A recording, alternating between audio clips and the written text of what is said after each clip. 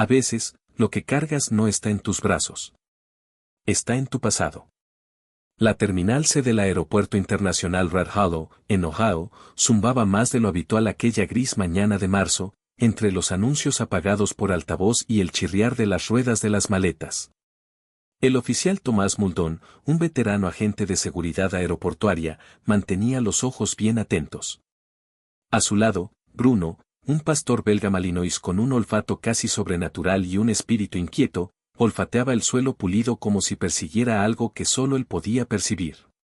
Durante 7 años, Tomás había confiado más en el instinto de Bruno que en cualquier compañero de la fuerza, pero ese día, algo en el comportamiento del perro le pareció extraño. Entonces apareció ella. Una mujer alta y rubia avanzando lentamente entre la multitud, equilibrando 2 bolsas de papel en las manos, su vientre de embarazada empujando contra una blusa blanca bajo un abrigo azul marino. Estaba claramente en el último trimestre. Se llamaba Marcella Ashford, y todo en ella parecía cuidadosamente calculado, gafas de sol demasiado oscuras para estar bajo techo, zapatos planos elegidos por comodidad. Su rostro, sereno. Demasiado sereno para un lugar lleno de bienvenidas y despedidas. Pero en el momento en que Bruno la vio, todo cambió. Se quedó congelado. Luego gruñó. Y entonces ladró. Fuerte, agudo, implacable. No con agresión, sino como advertencia. Tomás tensó la correa, intentando controlar a Bruno, pero el lomo del perro estaba arqueado, sus músculos en tensión. Nunca había reaccionado así ante una mujer embarazada. Nunca. Marcella no se inmutó. No se detuvo. Pero tras esos lentes oscuros, sus ojos estaban fijos en el perro, y había algo escalofriante en su mirada. No era miedo ni confusión, sino algo más parecido al reconocimiento. Como si supiera exactamente por qué Bruno ladraba. Señora, necesito que se detenga un momento, dijo Tomás con voz firme pero respetuosa. Marcella dudó. Luego dio 2 pasos más y se desplomó. El sonido de su cuerpo golpeando el suelo retumbó como un trueno. Las bolsas se abrieron. Papeles, pequeños frascos, un sobresellado y un osito de peluche se esparcieron por las baldosas frías. Las personas alrededor se congelaron. El tiempo contuvo la respiración. Tomás se arrodilló junto a ella, llamando de inmediato a asistencia médica por radio. Bruno no dejaba de ladrar, pero ya no era por agresividad. Era pánico, como si tratara de decir algo que nadie entendía. Fue entonces cuando Tomás notó el sobre junto a su mano, ahora ligeramente arrugado y manchado.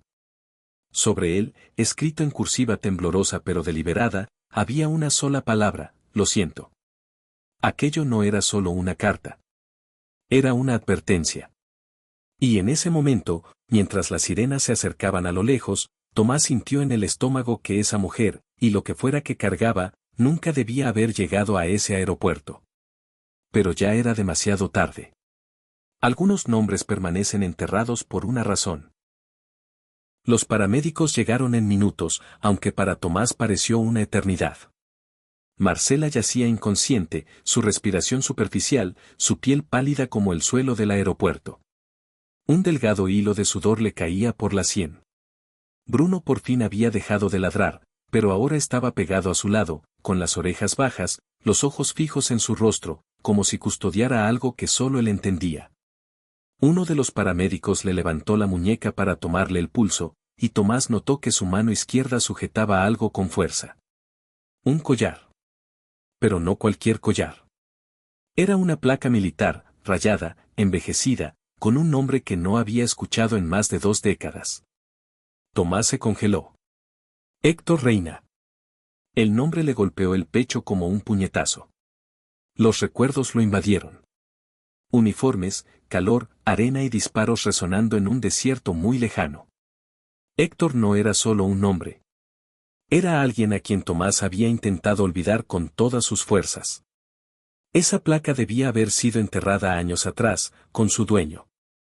¿Qué demonios hacía ahora en la mano de una mujer que nunca había visto? Marcella Ashford, leyó el paramédico en voz alta desde su identificación, sujetándola a la camilla mientras se preparaban para moverla. La mente de Tomás corría a 1000 por hora. El sobre. El collar. El nombre. Algo no cuadraba. Recogió el sobresellado que ella había dejado caer y lo metió en el bolsillo de su abrigo sin decir una palabra. No sabía por qué. Tal vez por instinto. Tal vez por culpa. Tal vez porque lo que estuviera dentro no debía ser abierto por cualquiera. Mientras se llevaban la camilla, Bruno tiraba de la correa, gimiendo suavemente. No era su comportamiento habitual. Tomás se arrodilló junto al perro, con la mano firme sobre su collar. «Tú sabías algo, ¿verdad?», susurró. Bruno soltó un quejido bajo y quebrado, uno que Tomás solo había escuchado una vez antes, el día que Héctor no volvió. De regreso en la oficina del personal, Tomás contempló el sobre. Bajo la dura luz fluorescente, la caligrafía era inconfundible. No era de Marcela. Era de Héctor. Inclinada, apresurada y con mayúsculas, como siempre escribía bajo presión. Pero Héctor estaba muerto. Confirmado en combate. Funeral hecho. Ataúd cerrado. ¿Cómo podía existir esta carta ahora, en 2025? Tomás se dejó caer pesadamente en la silla de metal, cuyo rechinar resonó en la sala vacía. Metió la mano en el abrigo y, lentamente, con cuidado, abrió el sobre. Dentro había una sola hoja, amarillenta en los bordes. Le temblaban las manos al despegarla. La primera línea decía: «Si estás leyendo esto, significa que fallé en mantener mi promesa». Algunos fantasmas no atormentan, guían. Tomás volvió a leer la primera línea, esta vez más despacio. «Si estás leyendo esto, significa que fallé en mantener mi promesa». Su corazón golpeaba contra las costillas como si quisiera alejar la verdad a la fuerza. El resto de la carta estaba escrita con el mismo tono frenético, mitad confesión, mitad advertencia. Héctor hablaba de alguien que había conocido en su última misión en Kandahar, una mujer llamada Elena, una traductora civil y un secreto que juró proteger hasta el día de su muerte. Ella cargaba con más que solo su pasado, decía la carta. Y yo cargaba con más que solo el equipo. Tomás recordaba a Elena, vagamente. Era callada, siempre en las sombras, nunca muy cerca de los soldados. Pero Héctor la miraba distinto. Ahora, 22 años después, una mujer llamada Marcella Ashford se había desplomado en un aeropuerto, con la placa de Héctor en la mano, y su carta.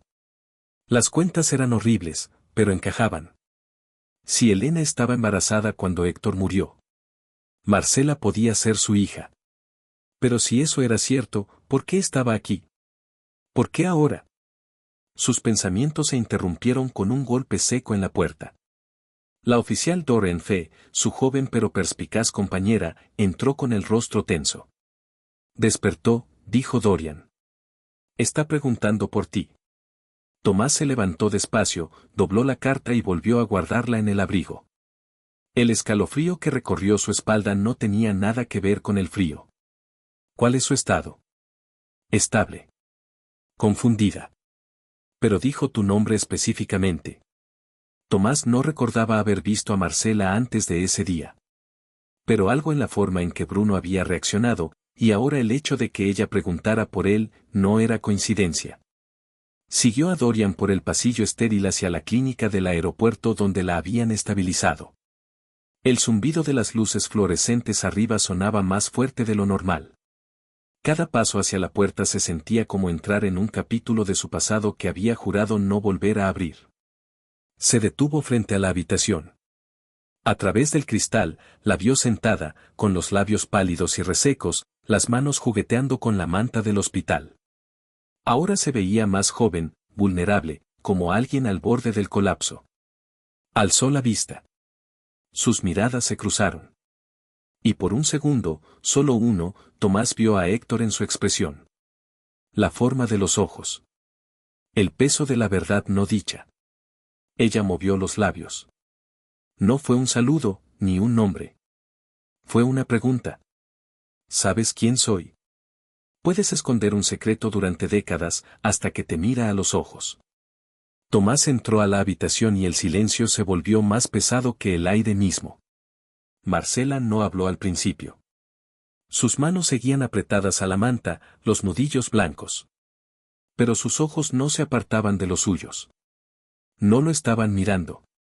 Lo estaban examinando. Midiéndolo. ¿Tú lo conocías, verdad? Preguntó con voz ronca pero firme. A Héctor Reina. Ella no dijo mi padre, y Tomás no respondió de inmediato porque parte de él todavía no podía decirlo en voz alta. Serví con él, respondió finalmente, en voz baja. Estuvimos en la misma unidad hasta la última misión. Ella sintió una sola vez, como si confirmara algo que solo ella podía ver. Escribió sobre ti, dijo, y sus ojos se le helenaron de lágrimas que no cayeron. Dijo que eras el único hombre en quien confiaba. Dijo que si algo le pasaba, tú sabrías qué hacer. La garganta de Tomás se cerró. No se sentía digno de esa clase de confianza. No después de las decisiones que había tomado. No después de cómo murió Héctor. Marcela metió la mano bajo la almohada y sacó una segunda carta. Gastada, arrugada, casi deshaciéndose. Escribió esto para mí antes de que naciera. Mi madre la mantuvo escondida toda mi vida. Decía que era demasiado peligrosa, que solo traería dolor. Se la entregó con los dedos temblorosos. Tomás la tomó, sintiendo el peso como si estuviera forrada de plomo. No la abrió. No podía. No aún. La encontré después de que ella falleció, continuó Marcela. Hace unas semanas. Y entonces empezaron a pasar cosas. Gente observándome, siguiéndome. Alguien intentó entrar a mi departamento. No se llevaron nada. Solo buscaron. Como si quisieran algo específico. Su voz se quebró y llevó una mano al vientre, protegiéndose por instinto. Por eso vine aquí. Para encontrarte. Para saber quién fue realmente, y por qué alguien todavía quiere lo que él dejó. Tomás se sentó lentamente en la silla junto a la cama. La carta reposaba sobre su rodilla, como si en cualquier momento pudiera prenderse fuego. Hubo cosas que Héctor nunca le contó a nadie, dijo. Ni siquiera a mí. Pero si todavía están detrás de sus secretos, significa que lo que enterró, no se quedó enterrado. Marcela giró la cabeza y miró la pared en blanco. Y ahora soy yo quien lo carga. Tomás no la corrigió, porque en el fondo, ambos sabían que no se refería solo al bebé. Algunas cosas se roban para proteger al mundo. Otras, para proteger un alma. Esa noche, Tomás estaba solo en su apartamento. La carta de Marcela, aún sin abrir, estaba sobre la mesa frente a él. La lámpara proyectaba una luz amarilla apagada sobre los bordes del papel, haciendo que las palabras para mi hija, si ya no estoy pesaran todavía más. Bruno yacía a sus pies, con las orejas agitándose y los ojos entreabiertos, alerta. Incluso en reposo, el aire se sentía espeso, lleno de recuerdos y culpa. Había cosas que Tomás recordaba de aquella última misión con Héctor. Cosas que nadie más debía saber. Cosas que lo habían perseguido en sueños durante más de 20 años. Finalmente abrió la carta. La letra de Héctor, temblorosa y apresurada, se derramaba por la página como la de un hombre que trataba de huir del tiempo. Hablaba de archivos del gobierno, documentos ocultos y una unidad USB extraída durante una operación de recuperación encubierta. Una que no aparecía en ningún informe oficial. Nos dijeron que encontramos armas, decía la carta. Pero lo que vino estaba diseñado para el campo de batalla. Era información. Nombres. Coordenadas. Y algo más. Algo por lo que estaban dispuestos a matar. A Tomás se le revolvió el estómago. Recordaba esa misión. La noche en que Héctor desapareció por casi 4 horas y regresó con sangre en la camisa y terror en los ojos. Nunca explicó nada. Nunca dijo lo que había hecho. Solo entregó una bolsa sellada a alguien del Langley y fingió que nada había pasado. Hasta ahora. Ahora, el contenido de esa bolsa probablemente nunca llegó a su destino. O peor, sí llegó. Y alguien lo quería de vuelta. Un golpe en la puerta lo sacó de su espiral mental. 3 toques firmes. No eran aleatorios, ni dudosos. Bruno se incorporó de un salto, gruñendo bajo. Tomás se acercó con cautela, el arma a un lado. Abrió solo lo suficiente para ver el pasillo vacío. Pero había algo pegado a la puerta. Una foto. En blanco y negro, de baja calidad. Mostraba a Marcela parada en una estación de autobuses, visiblemente embarazada. Al reverso, un mensaje mecanografiado. No eres el único que recibió la carta. A Tomás se le heló la sangre. Ya no se trataba solo de Marcela. Había alguien más allá afuera. Alguien que también había recibido la misma advertencia. El mismo conocimiento. Y estaban observándola. Lo que significaba que ella no estaba a salvo. Ni en el aeropuerto, ni en la clínica, ni en ningún lado. Tomás miró a Bruno. Ponte el chaleco, murmuró. Vamos de vuelta. Fuera lo que fuera que Héctor había robado, Marcela ahora era la clave para encontrarlo. Y alguien allá afuera quería silenciarla, antes de que entendiera por qué. A veces, tu llegada fue predicha mucho antes de que hicieras la maleta. Para cuando Tomás regresó a la clínica del aeropuerto, pasaban apenas unos minutos de la medianoche. Los pasillos estaban en silencio, la mayoría de los viajeros ya se habían ido, reemplazados por personal de limpieza y trabajadores nocturnos que apenas le prestaron atención. Pero había algo en el aire que se sentía mal. Bruno avanzaba con determinación, hocico temblando, orejas atentas. Las puertas de la clínica estaban desbloqueadas. Eso, por sí solo, era una señal de alerta. Seguridad nunca dejaba esas puertas abiertas fuera de horario. Tomás tomó su placa, empujó la puerta lentamente. Las luces estaban apagadas. No había enfermera en recepción.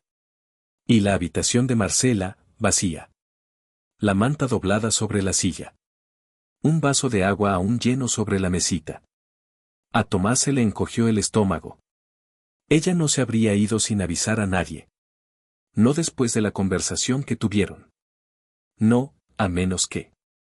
Se volvió hacia Bruno. El perro estaba enfocado en algo. El respiradero. Olfateando con furia.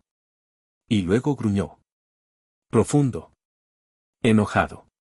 Alguien había estado allí recientemente, y quien fuera, no quería que Marcela se quedara. El teléfono de Tomás vibró en su bolsillo. Número desconocido. Respondió. Nadie habló durante 3 segundos. Luego una voz distorsionada, masculina, calculada. Está más segura con nosotros que contigo, oficial Mundón. Aléjate. Ya la fallaste una vez, padre. No la falles otra vez. La línea se cortó. Tomás se quedó congelado, los dedos apretando el teléfono. La habitación se sentía más fría ahora. Quien la había llevado sabía quién era él. Sabía sobre Héctor. Sabía del pasado. Y no eran delincuentes de poca monta. Esto era algo coordinado. Preciso. Planeado. Volvió a repasar el mensaje en su cabeza. Ya la fallaste, padre. La culpa se hundía más hondo, pero la rabia era más fuerte. No había podido salvar a Héctor. Pero no iba a perder a Marcela también. De regreso en la central de seguridad, Tomás revisó las grabaciones del pasillo de la clínica. Y ahí estaba. 11:46 de la noche. 2 hombres disfrazados de paramédicos empujando una camilla. Apariencia profesional. Marcela inconsciente, atada. Sin forcejeo. Incluso saludaron al personal nocturno. Credenciales falsas. Uniformes reales. Y se habían ido en menos de 90 segundos. Pausó el video. Hizo zoom en la pantalla. Un parche en la bolsa de la camilla. Apenas visible. Rion. Un nombre del pasado que Tomás había esperado enterrar. Un nombre atado a operaciones de las que le habían ordenado no hablar jamás. Tomás clavó la mirada en la pantalla, mandíbula apretada, corazón acelerado. No solo habían anticipado que ella vendría. La estaban esperando. Algunos archivos no están hechos para abrirse. Excepto si tú eras la persona para quien los enterraron. Tomás se sentó en la penumbra de su cocina. Una taza de café humeante sin tocar frente a él. Bruno yacía junto a la puerta, alerta. Pero el nombre seguía resonando en su mente como un tambor de guerra. Ese no era un grupo cualquiera. Raeon había sido una célula negra, una operación fantasma que técnicamente no existía en papel, nacida tras el 11 de septiembre, disuelta públicamente en 2011, pero rumoreada como aún activa bajo encubrimiento profundo. Héctor lo había mencionado una vez, en voz baja, durante una patrulla en Elmand. No rescatan personas, había dicho. Las borran. Tomás necesitaba información. Y conocía a una sola persona lo suficientemente loca como para seguir manteniendo un archivo clandestino de suciedad desclasificada. Albie Crane. Fanático de teorías conspirativas. Exanalista de la NSA. Rogue. Vivía fuera del radar, en un remolque viejo en las colinas fuera de Columbus. Tomás no lo veía desde hacía más de una década, pero si alguien aún tenía algo sobre Raeon, ese alguien era Albie. Manejando durante la noche, Tomás no dejaba de repasar las imágenes en su cabeza. La precisión con la que se movieron los falsos paramédicos. El parche. El mensaje. No estaban improvisando. Estaban ejecutando un plan que probablemente llevaba años preparado. Si Héctor dejó algo atrás que fue lo suficientemente poderoso como para reactivar a Raeon, tenía que ser más que una simple lista de nombres. Tenía que ser prueba de algo por lo que matarían con tal de mantener oculto. El tráiler de Albie parecía sacado de una película de ciencia ficción, paneles solares, cables colgando de platos satelitales y un letrero en la puerta que decía: sonríe. Ya estás comprometido. Cuando Albie abrió la puerta, descalzo y con una camiseta que decía yo tampoco confío en mí, ni siquiera se inmutó al ver a Bruno o a Tomás. Te dije que este día llegaría, murmuró. Tengo 2 respaldos del archivo fantasma. Pero si estás aquí, significa que uno ya está en movimiento. Tomás alzó una ceja. ¿Sabías de Héctor? Albie sonrió con gravedad. No lo conocí. Pero seguí la operación. La extracción de un activo que salió mal, el apagón repentino en las comunicaciones. Eso no fue una misión. Fue una cortina de humo. Y tu amigo, no era solo un soldado. Era el último hombre entre ese archivo y el mundo. Albie deslizó un disco duro cifrado y abrió una carpeta marcada con un icono de calavera. La pantalla parpadeó y reveló un solo archivo de video. Esto es lo que enterraron, susurró Albie. Y por lo que matarán, de nuevo. Tomás se acercó. La pantalla mostraba una sala de interrogatorio oscura. Una figura encapuchada frente a un hombre atado a una silla. Golpeado. Apenas consciente. Los ojos de Marcela, el rostro de Héctor. Y una voz fuera de cámara. Dinos dónde lo escondiste, o tu hija desaparecerá. Algunos rescates no se trazan en mapas. Se construyen con arrepentimiento. La imagen granulada del monitor de Albie se repetía una y otra vez en la cabeza de Tomás mientras conducía de regreso a Red Hollow. Héctor, destrozado, negándose a revelar la ubicación de lo que ellos querían. El hombre detrás de la voz nunca mostró su rostro. Solo su tono, frío, calculador. Pero lo que más perseguía a Tomás no era la violencia. Era el momento en que Héctor alzó la vista y susurró. Ella es inocente. No la toquen.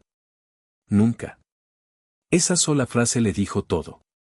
Héctor lo había previsto. Sabía que no vendrían por él, sino por su hija. Tomás había visto suficientes operaciones encubiertas como para reconocer las señales. Raeon no solo había resurgido. Se había reconstruido. Y la aparición de Marcela, embarazada, vulnerable, en busca de respuestas, había activado algo. Un protocolo. Una alerta enterrada en sistemas sin nombre. Y ahora estaba en sus manos. Lo que querían, o aún vivía dentro de ella, o peor, creían que ella era la clave para encontrar lo que Héctor ocultó hace 2 décadas. De vuelta en la central de seguridad del aeropuerto, Tomás tiró de favores. Accedió a registros de vuelos cerrados, grabaciones de vigilancia, movimientos de vehículos. En menos de 6 horas, rastreó la camioneta que se llevó a Marcela hasta un almacén militar desactivado a 14 millas de la ciudad. Estaba registrado bajo una empresa fantasma, Cerberus Solutions, que, según Albee, había estado ligada al financiamiento encubierto de Raeon en los primeros años 2000. Todo encajaba. La trampa estaba tendida. Y Marcela. En el centro. No podía acudir a los canales oficiales. No con Raeon involucrado. Tenían alcance. Influencia. Quizá incluso infiltrados en las fuerzas del orden. Así que fue al subsuelo. Sacó el viejo teléfono desechable que juró no volver a usar jamás. Marcó un número. 2 tonos. Una voz contestó. No pensé volver a saber de ti, Muldoon. Era Cassandra Voss, ex especialista en reconocimiento convertida en operativa fantasma. Le debía la vida a Tomás. Y nunca olvidaba una deuda. Necesito una extracción, dijo él. Un objetivo. Alto riesgo. Inmediata. Cassandra no hizo preguntas. Solo dijo. Manda coordenadas. Yo llevaré el silencio. Tomás colgó y miró hacia Bruno. El perro estaba alerta, como si ya supiera lo que venía. ¿Listo para una más? Preguntó. La cola de Bruno golpeó el suelo una vez. Y luego otra. Esa fue toda la respuesta que necesitaba. Mientras cargaba su arma y aseguraba el disco con las grabaciones en una caja cerrada, Tomás volvió a escuchar las palabras en la carta de Héctor. Si la encuentras, protégela. Incluso de la verdad. Se colocó el chaleco, revisó su reloj y murmuró para sí mismo. Se acabó el tiempo, Héctor. La voy a sacar de ahí. Uno no se da cuenta de cuán oscuro es el mundo, hasta que alguien cierra la puerta con llave detrás de ti. El almacén se alzaba a lo lejos como un gigante muerto. Amplio, bajo, silencioso. Tomás se estacionó a 2 cuadras, bajo un paso elevado, donde las luces de la ciudad apenas alcanzaban a tocar la estructura oxidada. Cassandra Voss llegó minutos después, vestida con equipo táctico negro, sus ojos ocultos tras lentes infrarrojos. No perdió tiempo con saludos. Solo le entregó un comunicador y asintió hacia el edificio. 2 guardias en la entrada trasera. El tercero sale a fumar cada 18 minutos junto al generador. Entramos en su próximo descanso. Tomás asintió, impresionado. Ella no había perdido su filo. Pero podía sentir la tensión en el pecho. Esto no era solo otra operación. Marcela estaba ahí dentro. Se movieron en silencio, deslizándose entre sombras. Bruno lideraba con movimientos fluidos, precisos. Exactamente a las 2:13 de la mañana, el tercer guardia encendió un cigarro, tal como Cassandra había dicho. Entraron por un panel lateral que había sido forzado hacía tiempo, olvidado por quien fuera el último en inspeccionar el lugar. Dentro olía a aceite, metal y algo más viejo. Decadencia. Los pasillos eran estrechos, flanqueados por cajas sin etiquetas. La linterna de Tomás pasaba por encima revelando solo polvo y candados. Y entonces, lo oyeron. Una voz tenue. Débil. Femenina. Siguieron el sonido por un laberinto de pasillos hasta llegar a una puerta cerrada con una pequeña ventana. Marcela estaba dentro, esposada a una silla, el cabello enmarañado, los labios agrietados, pero sus ojos. Sus ojos se iluminaron en cuanto lo vio. El pecho de Tomás se apretó. Ella intentó hablar, pero su voz apenas era audible. Cassandra empezó a forzar la cerradura, pero Bruno dejó escapar un gruñido bajo. Quieto, ordenó Tomás. Giró lentamente. Desde las sombras detrás de ellos, pasos. 2 hombres armados. Uno con silenciador. El otro con una porra eléctrica. Apártense de la puerta, dijo el más alto, con calma, como si lo hubiera ensayado. No se suponía que la encontraran tan pronto. Tomás no dudó. Y sin embargo, aquí estamos. En un solo movimiento, Cassandra disparó al primer guardia en la pierna, mientras Bruno se lanzó sobre el segundo, derribando la porra. Tomás embistió al más alto, estampándolo contra una caja. La pelea fue breve, pero brutal. Segundos después, ambos enemigos estaban en el suelo. Y el silencio del almacén volvió, más pesado que antes. Liberaron a Marcela. Su voz se quebró al intentar incorporarse. Preguntaban por un código, algo que mi padre me dio. Pero no lo tengo. No sé a qué se refieren. Tomás la ayudó a ponerse de pie. Si lo tienes, dijo en voz baja. Solo que, aún no lo sabes. Avanzaron por el almacén hacia el punto de extracción, con Cassandra cubriendo la retaguardia. Detrás de ellos, un monitor se encendió. Una cámara que ninguno notó. Y frente a esa cámara, en una sala oscura, una mujer de cabello plateado y mirada helada se inclinó hacia adelante. Está activa, susurró a alguien fuera de cuadro. La niña, está despertando. Entonces sonrió. Déjenlos correr. Apenas estamos comenzando. Algunas respuestas no vienen de los vivos. Resuenan desde aquellos que callaron demasiado tiempo. La habitación del motel estaba en silencio. Casi de forma antinatural. Marcela estaba sentada al borde de la cama, envuelta en una cobija, sus dedos repasaban la silueta de la placa militar que aún colgaba de su cuello. Tomás se mantenía de pie junto a la ventana, viendo la lluvia deslizarse por el vidrio. Cassandra dormía en una silla, con un ojo siempre medio abierto. Bruno, exhausto, yacía hecho un ovillo a los pies de Marcela, respirando lenta y profundamente. El asalto al almacén había cobrado su precio, física y emocionalmente. Pero ahora, lo más pesado no era lo que ocurrió. Era lo que no se había dicho. No recuerdo que ella hablara de él, susurró Marcela, rompiendo el silencio. Mi madre. Lina. Lo guardó todo bajo llave. Literalmente. Tenía una caja de madera con una bisagra rota. Nunca me permitió tocarla. Tomás se giró. ¿Todavía la tienes? Marcela asintió. Está en mi apartamento. Lo destrozaron por completo, pero dudo que la hayan encontrado. La escondió dentro de un piano viejo, de esos que nadie cree que funcionan. Su voz se quebró. Típico en ella. Siempre hacía que todo sonara fuera de tono, cuando en realidad, ella era quien llevaba la melodía. A la mañana siguiente, con nuevas identidades y un auto sin placas proporcionado por los contactos de Cassandra, partieron rumbo al apartamento de Marcela. El edificio estaba acordonado, pero Tomás sabía cómo pasar por encima de una cinta amarilla. Adentro, el panorama era peor de lo que Marcela había imaginado. Cada cajón volcado. Cada portarretratos, hecho añicos. Pero el piano seguía intacto. Escondido a plena vista. Marcela levantó la tapa y reveló una vieja caja de madera. La abrió despacio, como quien rompe un sello de tumba. Dentro había fotografías en blanco y negro, desgastadas por el tiempo. Elena y Héctor riendo junto a un jeep militar.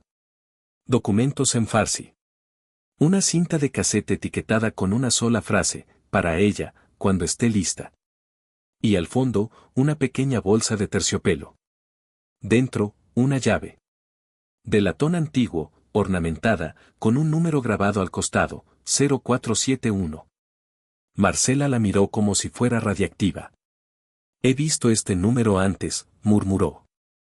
En su letra. En un mapa de Arlington. Los ojos de Tomás se entrecerraron. Esa no es solo una llave, dijo. Es una ubicación. Una caja de seguridad. De vuelta en el motel, reprodujeron la cinta. La voz de Lina sonaba más vieja de lo que Marcela recordaba, más lenta, más medida. Si estás escuchando esto, significa que estás en peligro. Y lo siento. Intenté protegerte, de él, de ellos, de la verdad. Pero tú, siempre ibas a encontrar el camino de regreso. Tú también naciste así. Las manos de Marcela temblaban. Nunca te conté lo que le hicieron a Héctor. Ni lo que me hicieron a mí. Pero lo que hay en esa caja, no solo les pertenece a ellos. También es tuyo. Y harán lo que sea por mantenerlo enterrado. Afuera, la lluvia había dado paso a truenos. Un relámpago iluminó el cielo por un segundo, y en ese destello, a través de la ventana del motel, Tomás lo vio. Una silueta. Observando. Se levantó de inmediato. Nos encontraron. Cassandra abrió los ojos. Bruno gruñó. Y Marcela susurró, como si la verdad finalmente hubiese salido a flote. Nunca se trató del archivo. Se trataba de mí. Algunas verdades no caben en una caja. Rompen todo a su alrededor. El tren a Arlington era silencioso. El zumbido rítmico sobre las vías apenas se escuchaba bajo el peso de lo que estaban por hacer. Marcela iba sentada entre Tomás y Cassandra. La llave apretada con fuerza en su mano, como si fuera un salvavidas. Bruno yacía bajo el asiento, inusualmente quieto, como si supiera lo que los esperaba al llegar. Nadie hablaba mucho. El aire entre ellos estaba cargado. Anticipación. Miedo. Preguntas sin respuestas. Para Tomás, el silencio era un campo de batalla. No el que se peleaba con armas, sino con recuerdos. Llegaron justo después del mediodía. El cielo estaba gris, igual que las calles de piedra y los pesados edificios federales que rodeaban el distrito histórico. El banco era antiguo, de granito, con puertas de bronce y guardias que parecían más decorativos que funcionales. Dentro, los recibió una recepcionista que ni siquiera levantó la vista hasta que vio la llave. Su rostro cambió al instante. Reconocimiento. Alarma. Se levantó y llamó al gerente sin decir una sola palabra. Momentos después, apareció un hombre en traje azul marino, impecable. Soy el señor Lanton, dijo. Los guió por un pasillo largo, entre filas de cajas de seguridad. Caja 0471. Anunció, deteniéndose frente a una bóveda con doble cerradura. Esta caja no ha sido abierta en más de 20 años. La cuenta fue sellada por solicitud de una tal Elena V. Ashford. Debe ser usted su heredera designada. Marcela asintió con voz firme. Lo soy. Lanton introdujo su llave maestra. Marcela hizo lo mismo con la suya. Los cerrojos giraron. El pesado cajón se deslizó con un gemido metálico. No había dinero. Ni joyas.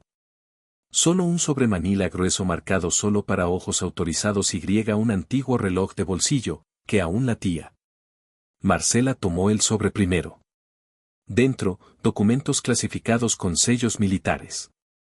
Algunos en inglés. Otros en farsi. Fotografías de hombres con uniforme. Mapas con líneas rojas cruzando terreno desértico. Y una imagen, una que hizo que Tomás retrocediera. Era una versión más joven de él y Héctor, parados frente a una base militar.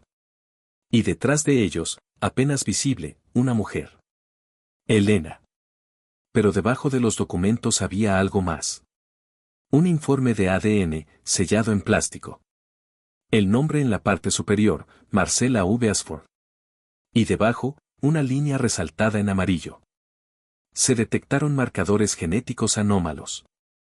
El sujeto coincide con el perfil del proyecto Helix. Cassandra entrecerró los ojos. Proyecto Helix. Eso es nivel biotecnología de operaciones encubiertas. DARPA lo empezó en los 90 y lo cancelaron cuando demasiados sujetos desaparecieron. El estómago de Tomás se revolvió. ¿Estás diciendo que ella fue parte de un experimento? No, respondió Cassandra en voz baja, mirando a Marcela. Estoy diciendo que tal vez ella sea el resultado de uno. Marcela miró el papel en sus manos, respiración entrecortada.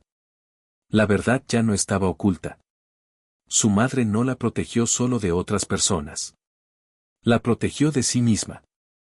Y ahora, con el viejo reloj de bolsillo marcando los segundos, pasado y futuro chocaban.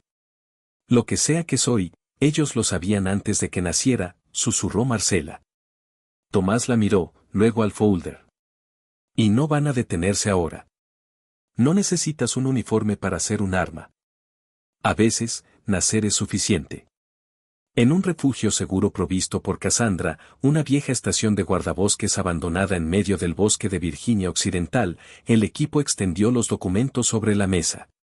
Mapas. Gráficas. Memorandos cifrados. Y sobre todo, los archivos Helix. Cassandra trabajaba rápido, ojos escaneando cada página con precisión militar. Tomás estaba de pie junto a la ventana, brazos cruzados. Marcela, en silencio, con el informe de ADN sobre sus piernas. La verdad comenzaba a tomar forma, pero era mucho más peligrosa de lo que esperaban. El proyecto Helix no era solo investigación genética, dijo finalmente Cassandra, levantando uno de los documentos envejecidos. Era una operación no registrada, diseñada para identificar y manipular ventajas biológicas heredadas. Inteligencia. Fuerza. Memoria. Incluso resistencia psicológica. No querían crear soldados. Querían criarlos. Tomás bajó la voz. Emparejamientos selectivos, ambientes controlados, vigilancia desde el nacimiento. Cassandra asintió. Y según esto, Elena fue voluntaria, o tal vez un objetivo. Tenía marcadores genéticos considerados ideales. Tomás miró a Marcela. Y a Héctor. No fue solo tu padre, añadió Cassandra. Fue tu protector. Tu sensor de alerta. Tu guardián. Los ojos de Marcela se le helenaron de lágrimas. Pero no lloró. No ahora. ¿Entonces toda mi vida fue planeada? Preguntó. ¿Todo? No, respondió Tomás con suavidad. Pero alguien planeó quién podrías llegar a ser. Eso no significa que ellos decidan quién eres tú. Ella negó con la cabeza. Entonces, ¿por qué siento que algo está cambiando dentro de mí? Cassandra levantó la vista de inmediato. ¿Qué quieres decir con cambiando? Marcela dudó. Últimamente, recuerdo cosas que no viví. Lugares en los que nunca estuve. Escucho voces. A veces ecos. No son pensamientos. Son recuerdos. Pero no son míos. La habitación se quedó en silencio. Cassandra sacó una hoja del fondo del folder. Una evaluación psicológica. Sujeto 6A. El sujeto describía recuerdos compartidos, percepción aumentada y una profunda conexión con instintos biológicos, especialmente con caninos. Miró a Bruno. El perro no se había movido de su lado desde que entraron. Respondía a ella más rápido que a Tomás. Casi como si leyera su mente. Ella no solo lleva los rasgos, dijo Cassandra lentamente. Lleva el acceso. La diseñaron para recibir algo. Tomás se sentó, el rostro pálido. Por eso no la mataron. La necesitan consciente. Viva. Despierta. Marcela volvió a mirar el informe de ADN. Luego al cuarto. ¿Y qué pasa cuando me despierte por completo? Nadie respondió. Porque nadie lo sabía. Y afuera, en el viento frío del bosque, el silencio no era paz. Era preparación. No la crearon solo para sobrevivir. La construyeron para activarse. Marcela se despertó en medio de la noche, empapada en sudor, el corazón latiendo como si intentara romperle el pecho desde dentro. Al principio pensó que era otra pesadilla, pero no había habido ningún sueño. Solo una oleada de calor recorriendo su cuerpo, seguida de un silencio tan intenso que le zumbaba en los oídos. Se sentó lentamente al borde del catre, con las manos temblorosas. La cabaña estaba en penumbra, iluminada solo por el resplandor moribundo de la chimenea. Tomás dormía en el sofá, Cassandra junto a la puerta, y Bruno roncaba suavemente a sus pies. Todo estaba quieto. Excepto ella. Sus sentidos estaban agudizados de una forma que no podía explicar. Podía oír la electricidad vibrando en las paredes, el ritmo de la respiración de Cassandra al otro lado del cuarto, e incluso el leve crujir de la leña en el fuego. Cuando se puso de pie, su cuerpo se sentía distinto, más ligero pero más fuerte, más equilibrado, como si la gravedad misma se hubiera reajustado a su alrededor.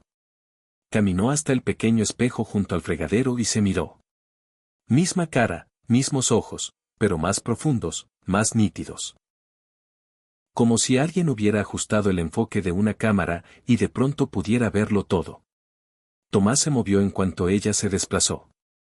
Parpadeó 2 veces, alcanzó su arma, pero se detuvo al verla ahí, quieta en la penumbra, casi brillando con el sudor y la luz del fuego.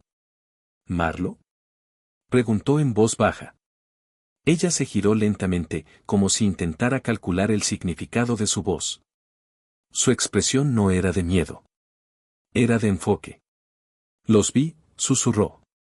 No sé cómo, pero los vi. El laboratorio, las paredes blancas, mi madre, otras personas. Había otras mujeres. Otros niños.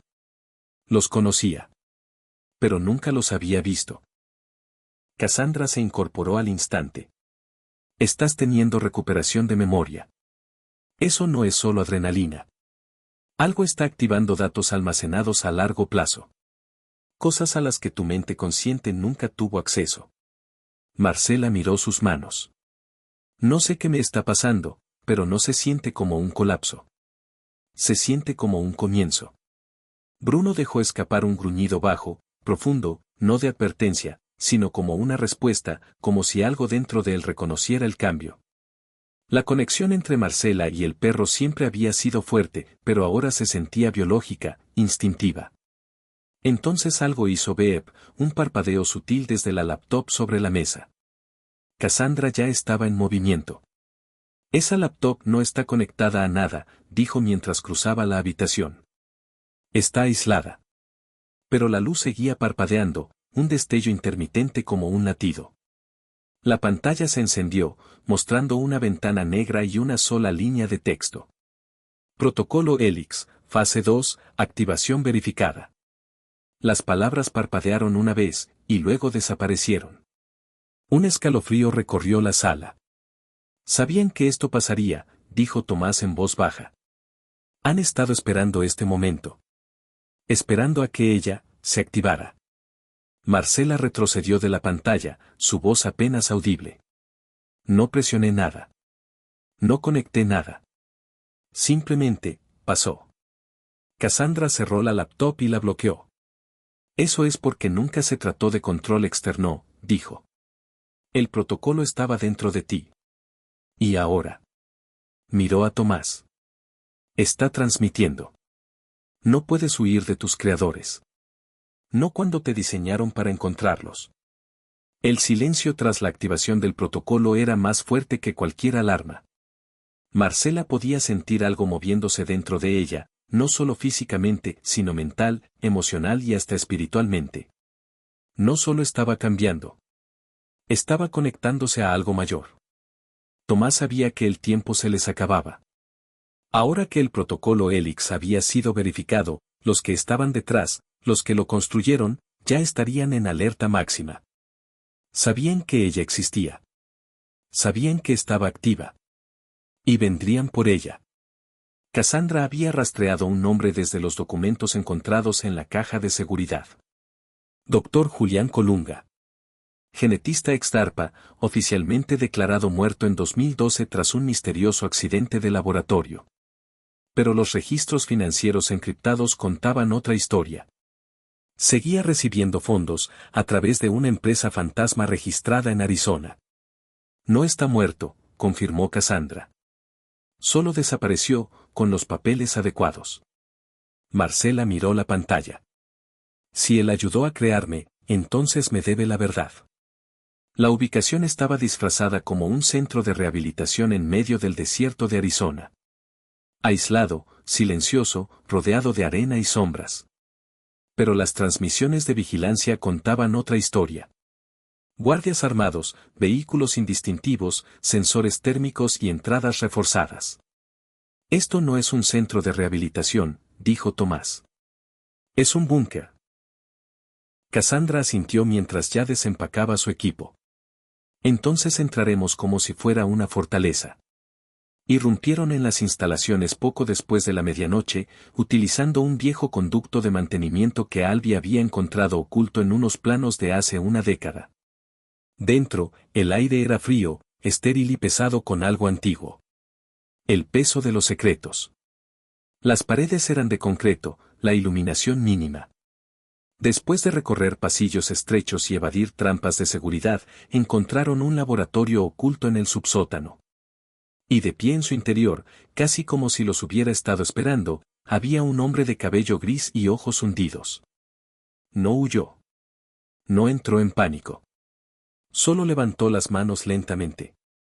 Llegaron temprano, dijo en voz baja, mirando fijamente a Marcela. El protocolo se activó demasiado pronto.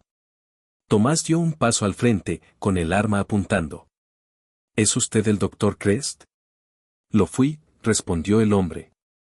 Ahora solo soy el último que recuerda cómo fue creada. Marcela se acercó a él, con la voz firme pero quebrada. ¿Por qué? ¿Por qué mi madre? ¿Por qué yo? Crest exhaló lentamente. Porque ella tenía los marcadores más puros.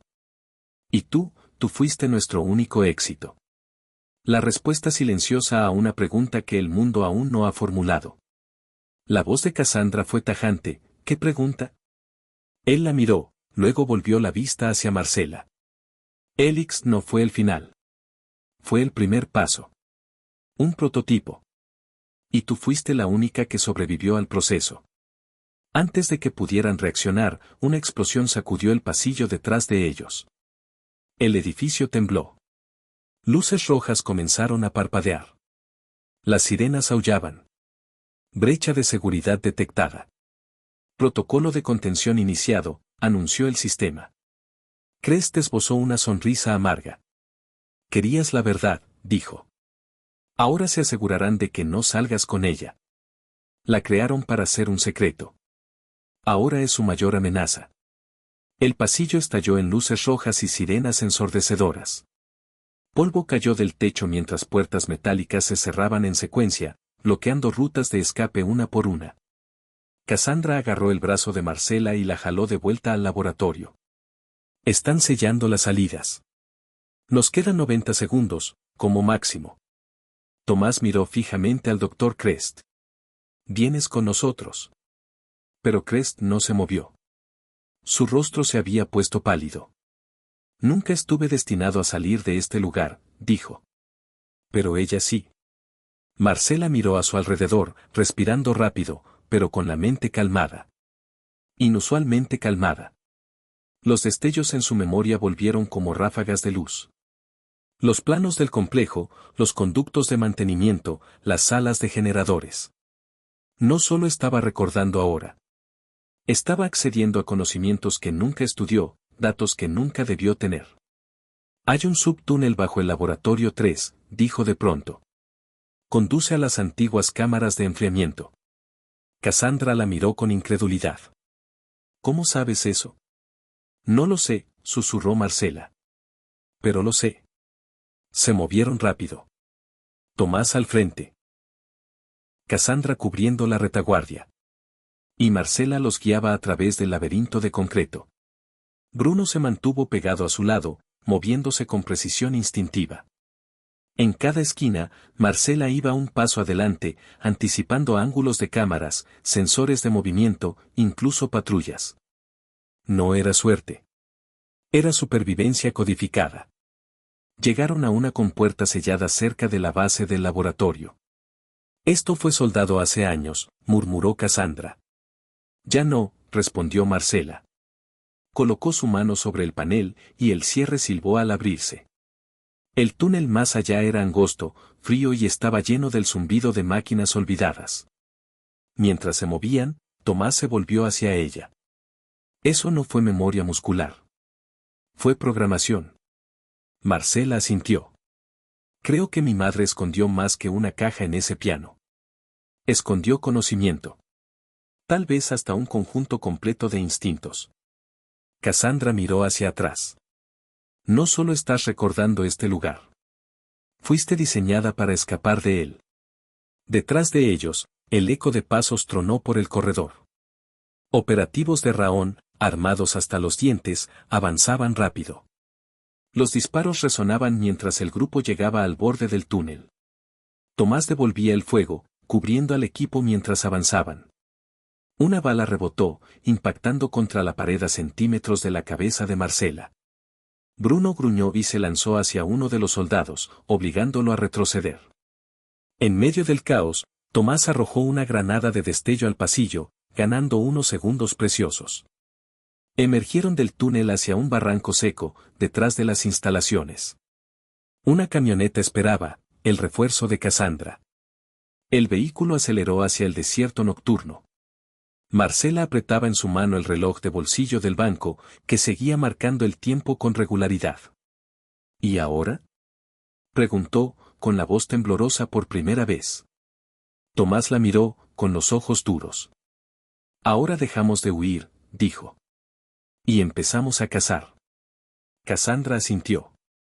Porque quienes crearon este programa no solo te hicieron a ti. Miró hacia el horizonte oscuro. Crearon a otros. Si ella era la única, ¿por qué los archivos listaban números? El refugio seguro en una zona rural de New Hampshire era silencioso. Demasiado. Era el tipo de silencio que no transmite paz, sino tensión, como si el mundo contuviera la respiración. Dentro de la cabaña, Marcela estaba sentada en el suelo con las piernas cruzadas, revisando los archivos que habían recuperado del laboratorio de Crest. Páginas esparcidas, documentos viejos, fotos impresas y cintas etiquetadas con códigos crípticos. Tomás observaba desde el marco de la puerta, con ojos atentos. Cassandra estaba en la mesa del comedor, armando una línea de tiempo con los fragmentos de información. Pero fue Marcela quien lo encontró. Una hoja doblada, escondida dentro de un manual desgastado. Sin título, sin contexto. Solo una lista de nombres, cada uno precedido por la misma designación, 6A. Miró el papel. Los nombres casi brillaban bajo la tenue luz del lugar. Pensé que era la única, dijo en voz baja. Pero no lo soy. Tomás se acercó, mirando por encima de su hombro. Había 5 nombres en la lista. El de Marcela era el último. Esto no son solo archivos, dijo. Son identidades. Sujetos. Marcela señaló el segundo nombre, Cain Ward. Lo he visto en mis sueños. Un niño en la nieve, corriendo. Pensé que era solo mi imaginación. Cassandra levantó la vista bruscamente. No es imaginación. Es neurológico. Estás conectada de alguna forma. Genéticamente o a nivel cognitivo. Estás captando señales. Memoria compartida. Tal vez hasta comunicación instintiva. La voz de Marcela era apenas un susurro. No solo nos crearon. Nos enlazaron. Esa noche, Cassandra descifró un pendrive encontrado junto a los papeles. En él había un mapa con 5 marcadores rojos parpadeando sobre Estados Unidos. Cada uno coincidía con un nombre de la lista. No son solo identidades, dijo. Son ubicaciones. Sujetos dormidos, probablemente sin activar. Tomás miró sobre su hombro. O ya activados. Marcela se puso de pie, el mapa reflejándose en sus ojos. Si yo fui activada, ellos también podrían serlo, o podrían estar en peligro. Como yo lo estuve. Cassandra asintió con seriedad. Y si están despertando, no sabrán en quién confiar, añadió Tomás. Eso los hace vulnerables, o letales. Marcela caminó hacia una mesa en la esquina, donde estaba el reloj de bolsillo del banco. Lo levantó, sintiéndolo firme, constante en su mano. Hay algo con este reloj, dijo. Aparece en mis sueños una y otra vez. Creo que no es solo sentimental. Creo que se usó para medir algo. Cassandra miró el código de red garabateado en el reporte de ADN de Marcela. Esa secuencia al final coincide con parte de esta señal. Ese reloj podría estar sintonizado con el beacon. Tomás las miró a ambas. ¿Estás diciendo que puede rastrearlos? No, respondió Marcela, en voz baja. Creo que puedo sentirlos. Mientras el equipo trazaba un plan para investigar al sujeto más cercano de la lista, el mapa parpadeó de nuevo. Uno de los marcadores se desplazó ligeramente. Movimiento, en los bosques nevados de Oregón. Un adolescente se incorporó de golpe en la cama, con la nariz sangrando y la respiración entrecortada. Miró hacia el cielo, como si alguien acabara de llamarlo por su nombre. Se limpió la sangre con una mano temblorosa y susurró, Marcela. No conocía su nombre, pero de alguna manera, siempre la había estado esperando. El pueblo de Silver Pines, Oregón, era el tipo de lugar que la gente olvidaba. Tranquilo, rodeado de bosques y enterrado en nieve la mayor parte del año. Cain Ward había vivido allí toda su vida, criado por un contratista militar retirado que decía ser su tío. El hombre era estricto, solitario, y jamás hablaba de los padres de Caín. Cada vez que preguntaba, la respuesta era siempre la misma. Murieron en servicio. Pero Caín nunca se creyó esa historia. No del todo, porque a veces, en las noches, escuchaba voces en sus sueños. Y a veces la veía a ella. Siempre era la misma chica, cabello rubio, ojos oscuros, fuerte pero asustada. A veces estaba en un laboratorio. Otras, corriendo. Caín no sabía quién era, pero cada vez que despertaba de esos sueños, le temblaban las manos, le dolía el pecho, y le sangraba la nariz. Dejó de contarle a su tío años atrás. La última vez que lo hizo, el hombre quemó una fotografía. Caín había dibujado el rostro de la chica justo delante de él. No fuiste hecho para recordar, le dijo. Esa frase lo perseguía incluso más que los sueños. Esa mañana, tras el sueño más intenso que había tenido, Caín sintió algo distinto. Como si alguien hubiera activado un interruptor. Esta vez, la chica había susurrado algo. Un nombre. Marlo. Y al despertar, el viejo reloj del pasillo, que no funcionaba desde hacía años, volvía a hacer tic-tac. No sabía por qué eso lo aterraba más que el sueño. Bajó al sótano, al viejo cofre que su tío siempre le prohibió abrir. Pero algo dentro de Caín le decía que ahora tenía derecho. Dentro había archivos médicos. Docenas. Algunos con su nombre. Otros, solo con códigos. El archivo 6A021 tenía una foto suya de niño, conectado a máquinas. Otro mostraba su sangre bajo un microscopio. Elix Adaptive Subject, Warn. Sus manos empezaron a temblar. No era adoptado. No era huérfano. Fue creado. Entrenado. Vigilado. Toda su vida había sido contenida. Y ahora las paredes empezaban a agrietarse. En ese momento, escuchó neumáticos sobre la nieve afuera. Su tío volvía temprano. Caín agarró los archivos, los metió en su mochila y escapó por la ventana trasera. No sabía a dónde iba. Solo sabía que algo dentro de él lo empujaba hacia el este. Lo atraía. Lo llamaba. El nombre Marlo resonaba en su cabeza como un faro. No la conocía. Pero en lo más profundo, sentía que ella era la única que podía decirle que era en realidad. Esa noche, en la cabaña en New Hampshire, Marcela se sentó junto al fuego, con el mapa de los 5 puntos parpadeantes en la mano. Uno de ellos acababa de moverse. Abrió los ojos de golpe y susurró. «Está despierto». Tomás levantó la mirada desde la mesa. «Caín». Marcela asintió lentamente. «Está huyendo». Cassandra entró desde afuera, con nieve en las botas. Entonces será mejor que lo encontremos antes que ellos. Algunos encuentros no son casualidad. Están codificados en tu sangre. La nieve caía con fuerza en el norte de Pensilvania mientras el equipo cruzaba las líneas estatales en una SUV negra que Cassandra había modificado para evitar cualquier vigilancia. Marcela iba en el asiento trasero, con la vista fija en el rastreador que parpadeaba en la laptop junto a ella. Uno de los puntos rojos se había empezado a mover. Al principio errático, luego firme, en dirección este. Caín Ward. No sabía cómo podía sentirlo, pero estaba allí. Una especie de resonancia en su pecho, como si la presencia de él alineara algo profundo dentro de ella. Tiene miedo, dijo en voz baja. Pero no está huyendo de mí. Está huyendo hacia mí. Cassandra la miró por el retrovisor. El vínculo entre ustedes se está fortaleciendo. Si el diseño Helix incluye frecuencia neural compartida, cuanto más cerca estén, más conectados estarán. Tomás, desde el asiento del copiloto, no lo vio con buenos ojos. ¿Y qué pasa cuando todos despierten? Cassandra exhaló. Entonces el experimento estará activo. Y no hay forma de saber qué significará eso para ninguno de nosotros. Marcela bajó la mirada hacia sus manos. Ya no le temblaban.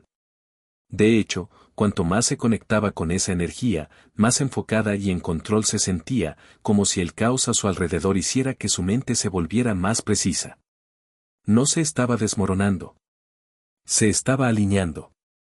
Mientras tanto, en lo profundo del bosque cerca de Scranton, Caín avanzaba entre la nieve que le llegaba hasta las rodillas, con los archivos en su mochila pesándole más en el alma que en los hombros. Su respiración salía en ráfagas cortas, su piel entumecida, pero algo seguía empujándolo hacia adelante. No sabía qué le esperaba, solo que volver atrás significaba ser borrado. A lo lejos, el débil rugido de neumáticos sobre la nieve sonó como un mal presagio. Un vehículo negro, sin luces, moviéndose lentamente, con intención. No lo buscaban. Lo estaban rastreando. Marcela se incorporó de golpe en el auto. Lo encontraron. Tomás giró.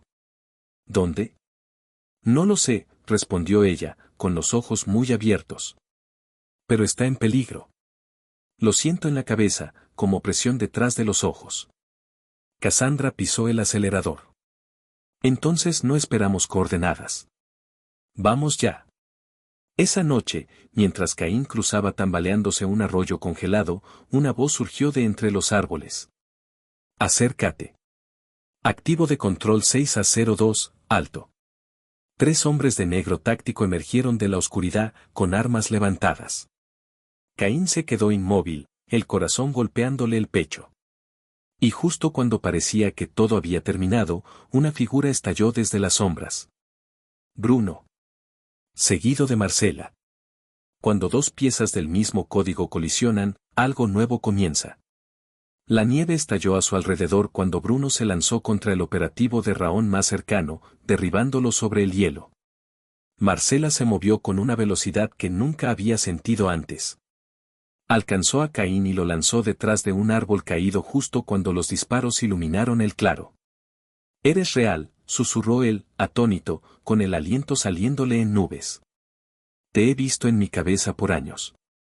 Ella lo miró a los ojos, su voz firme a pesar del caos. «No estás loco. Estás conectado». Caín asintió, aún temblando. «Pensé que estaba perdiendo la mente». «No», dijo Marcela. «Estás despertando». Tomás y Cassandra dieron fuego de cobertura desde una loma, obligando a los agentes de Raón a retirarse, por ahora. Cuando cesaron los disparos y la nieve volvió a asentarse, el bosque quedó en un silencio tenso y extraño. Caín miró a Marcela, sin palabras. «¿Cómo me encontraste?» «No lo hice», respondió ella. «Nos encontramos». Había algo eléctrico entre ellos. No era romántico. Ni verbal. Era otra cosa. Como recordar una canción que nunca has escuchado, pero ya conoces de memoria. De regreso en la SUV, Caín se sentó con la cabeza entre las manos, tratando de procesarlo todo. Los archivos en su mochila coincidían con los datos que Cassandra había descifrado, enlaces neuronales, secuenciación genética, redes de memoria compartida. No era solo como Marcela. Había sido creado con ella. El segundo sujeto viable del proyecto Helix. Cassandra los miró a ambos. Eran 5, les recordó. Ustedes son 2. Lo que significa que 3 aún están allá afuera. Y Raón no va a detenerse. No después de esto. Marcela miró a Caín. ¿Lo sientes? Él asintió. Como estática. Como si alguien intentara hablar, pero la frecuencia aún no está sintonizada. Son ellos, dijo ella. Los otros. Tomás entró a la cabaña, sacudiéndose la nieve del abrigo. Hemos interceptado comunicaciones. Raón no se está reagrupando. Están preparando un protocolo de barrido total. Van a activar a los que queden, o eliminarlos antes de que lleguemos. Cassandra se levantó y miró por la ventana. La tormenta volvía a crecer. Esto nunca se trató de sobrevivir, dijo. Se trató de seleccionar. Ustedes dos fueron diseñados para llegar hasta aquí. Los demás, tal vez no. Marcela se puso de pie, con un fuego silencioso en los ojos. Entonces ya no corremos. Vamos por ellos. Los traemos. Y terminamos esto antes que ellos. Caín la miró, sorprendido. ¿No tienes miedo? Ella sonrió, rota pero firme. Sí. Pero tener miedo no significa detenerse. Tomó el reloj de bolsillo, que seguía marcando el tiempo con firmeza. El miedo solo significa que es ahora. Fueron creados para obedecer. Pero eligieron terminarlo. La vieja instalación en las colinas de Carolina del Norte parecía abandonada. Pero Marcela podía sentirla. La señal seguía activa. Marcela, Caín, Cassandra, Tomás y Bruno se encontraban de pie frente a la entrada oxidada, sabiendo que este era el momento. Bajo tierra, los últimos 3 sujetos Helix estaban despiertos. No más huidas. No más esconderse. Descendieron por los túneles fríos en silencio, guiados más por instinto que por memoria. Y ahí estaban. Los encontraron. 3 más, como Marcela y Caín. Marcados. Modificados. Conectados. Pero en sus ojos no había miedo. Solo reconocimiento. Una de ellas, una chica, dio un paso al frente. Los hemos visto en la oscuridad. Caín asintió. Venimos a apagarlo todo. En la sala de control, Cassandra insertó el último dispositivo. Esto borra todo. En todos lados. Marcela la miró, firme. Hazlo. Cuando el sistema se apagó, fue como si liberaran un aliento que no sabían que habían estado conteniendo. Los servidores se detuvieron. Los códigos desaparecieron. El zumbido que los había acompañado toda su vida, desapareció. En su lugar, quedó el silencio. Y la paz. Por primera vez, no eran activos ni sujetos. Eran simplemente seres vivos. Humanos. Afuera, el sol se alzaba sobre los árboles mientras la instalación colapsaba detrás de ellos. Caín miró a Marcela. Se acabó. Ella negó con la cabeza. No. Esto apenas comienza. Terminaremos lo que ellos empezaron. Por todos los que son como nosotros. Sin más secretos. Sin más control. Solo elección. La única cosa que Helix nunca permitió. Mientras se alejaban en el vehículo, Marcela sostenía el reloj de bolsillo entre sus manos. Seguía marcando el tiempo con firmeza. Y en su mente, la voz de su madre resonó suavemente. No fuiste creada para obedecer. Fuiste creada para elegir. Y cuando la luz tocó su rostro, Marcela cerró los ojos. Por primera vez, se sintió libre.